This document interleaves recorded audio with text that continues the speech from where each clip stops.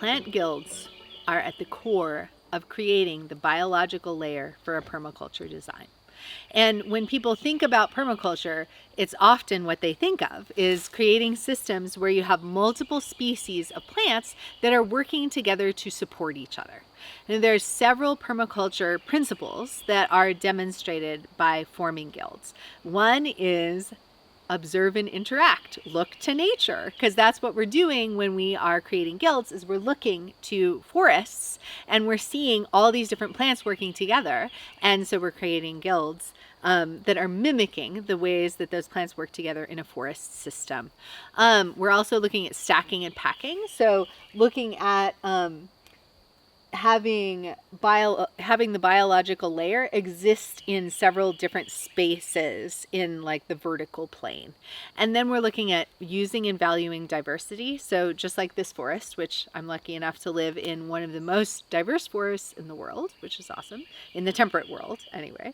And so there's a lot going on here, and there's a lot going on in plant guilds that you use in food forests or in other permaculture places. And then you also want to obtain a yield. So that's just a really important permaculture concept is if you're going to go to the work to create something, you want that something to actually create something, some yield. And whether that yield is for humans or for the more than human world, like we shall see. And then these concepts work everywhere. The idea of a guild works everywhere. But how you're going to implement that guild and how many of the layers you're going to use really depends on where you are. So there's a question, what makes up a guild? So a guild consists of many different species that exist well together, that can really help support each other. And each member of the guild is going to serve a different function. And well, some of them, hopefully all of the members of your guild are serving multiple functions, which is another permaculture principle. But you want a lot of different functions to be met by the combination of the members of the guild. So one function is fixing nitrogen, which is, of course, taking nitrogen from the air and fixing it into forms of nitrogen that are easily uptaken by other plants. You want the ground to be covered. That's a really important function as well.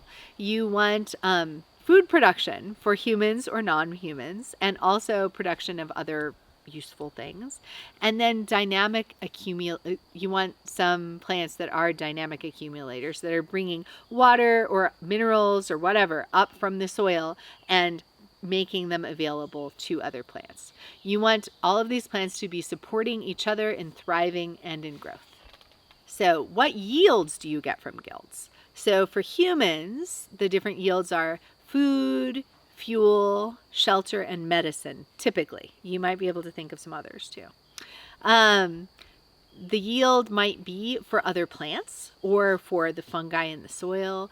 The yield might be for other animals besides humans in the form of food, shelter, or medicine. Believe it or not, we are not the only creature that uses medicine.